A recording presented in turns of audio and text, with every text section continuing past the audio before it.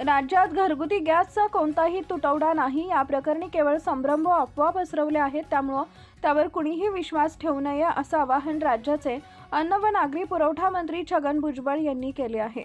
राज्यात घरगुती एलपीजीची दैनंदिन मागणी 9,000 मेट्रिक टन असताना उत्पादन वाढवून 11,000 मेट्रिक टनापर्यंत करण्यात आले। त्यामुळे मार्च महिन्यात गेल्या 6 महिन्यांच्या तुलनेत अधिक प्रमाणात सिलेंडर उपलब्ध आहेत असं ते म्हणालेत। इराण विरुद्ध इस्रायल अमेरिका युद्धामुळे राज्यात स्वयंपाकाच्या गॅसचा भयंकर तुटवडा निर्माण झालाय। बुकिंग करूनही गॅस मिळत नसल्यामुळे नागरिकांच्या गॅस एजन्सी पुढे लांबलचक रांगा लागल्यात। सरकारने एका परिपत्रकाद्वारे गॅस वितरणाशी संबंधित नियमावली जाहीर केली आहे। त्यात प्राधान्यक्रम क्षेत्र व त्यांना गरजेनुसार किती गॅस पुरवठा करायचा यासंबंधी स्पष्ट केलंय।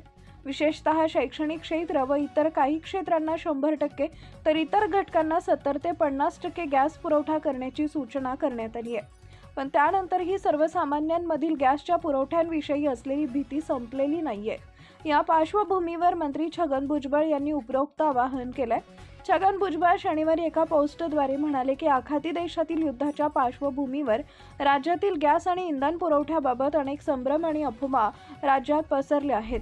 राज्यात घरगुती एलपीजीचा तुटवडा असून नागरिकांनी इंधन किंवा गॅस तुटवड्यांबाबत कोणत्याही अफवांवर विश्वास ठेवू नये असं आवाहन राज्य शासनाच्या वतीनं मी जनतेला करत आहे। राज्यात घरगुती एलपीजीची दैनंदिन मागणी 9,000 मेट्रिक टन असताना उत्पादन वाढवून ते 11,000 मेट्रिक टनापर्यंत नेलंय।